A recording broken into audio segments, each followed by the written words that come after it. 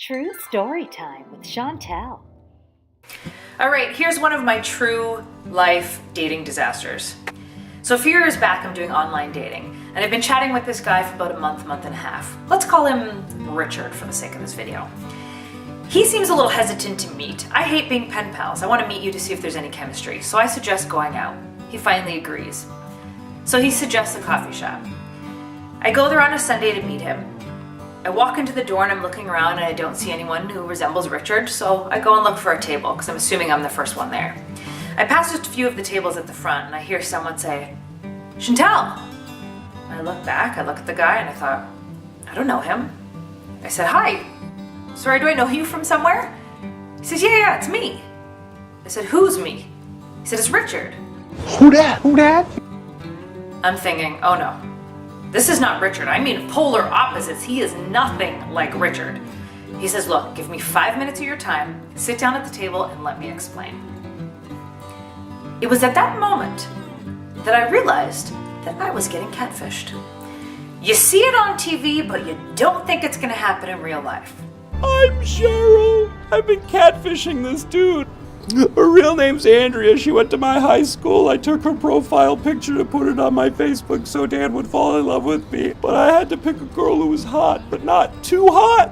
So then he still thought he had a chance. I'm so lonely, okay? I'm so lonely. Some people call it catfishing. I call it, you're an asshole. I have two options. I can walk out that door and never see this guy again, or I can talk to him and find out why he did this. I'm a very curious person and I always want to know what their motivations are. So I say, "Okay, Richard, you have 5 minutes. I'm going to sit at this table. I'm not going to order a drink. And as soon as that 5 minutes are up, I'm out of here." He says, "Okay." So I sit down and he says, "Look, I'm going to be honest with you." "Oh, you're going to be honest now. How nice." "I'm going to be honest with you. Those photos that I used are photos of my best friend." He said, "I have no self-confidence. I'm not happy with my career. I'm not happy with my weight. I'm not happy with where I live." You guessed it. He lived in his mother's basement at the time. Hey, Mom! The meatloaf! We want it now! The meatloaf! Ma, the meatloaf! Fuck! And I didn't know how else to attract a woman, so I asked my best friend to use his photos. And I was hoping that once you met me here today, you would realize that I have a really great personality and maybe you would fall for me regardless. I'm pretty sure my expression was like this the entire time when he was talking. I said, "Look, I appreciate that you're being honest right now, but what you did is wrong. You went about this the wrong way. Number one, this is dangerous for women. We go out hoping to know a little bit about you, meeting you in a public area, thinking you're not going to be a crazy person. Now I've met you, I don't recognize your face. Everything you said was a lie. I don't know where you live, who you are, what kind of background you have. That is terrifying as a woman. And secondly, if you start any relationship based on lies, which this whole thing was a lie, where does it go from here? What confident woman is going to be okay with that and now believe everything else you say?" So this guy has a full-on emotional breakdown at the table.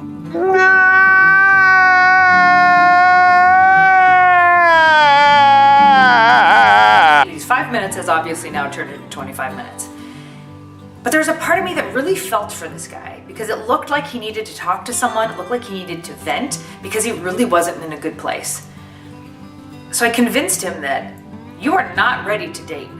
If you don't even like yourself, how the heck is somebody else supposed to like you? If you're not happy with where you are in life, with the job you have, with the place that you're living in, whatever it may be, get off the site. Go do the work, and when you feel good about yourself and you have confidence, get back on a dating app, and I'm sure you will attract a person that is right for you. And it was like he had this light bulb moment. He realized that what he was doing was actually wrong and was never going to get him the results that he wanted. And I gave him an ultimatum. I said, either you're going to go home today, Richard, and you're going to delete your profile, or I'm going to contact the app tomorrow and tell them to delete your profile for you because it's wrong. And he said, "Okay, I'm going to wake up tomorrow morning and I'm going to do it. And I'm going to try to look at this a different way and I'm going to try to get help." So we end the conversation, we get up, we share a big hug.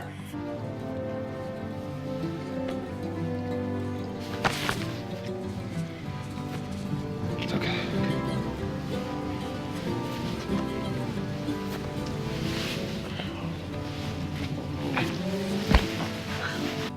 And I said, look, it was lovely meeting you under shitty circumstances, but thank you for sharing your story with me, and I really do wish you all the best.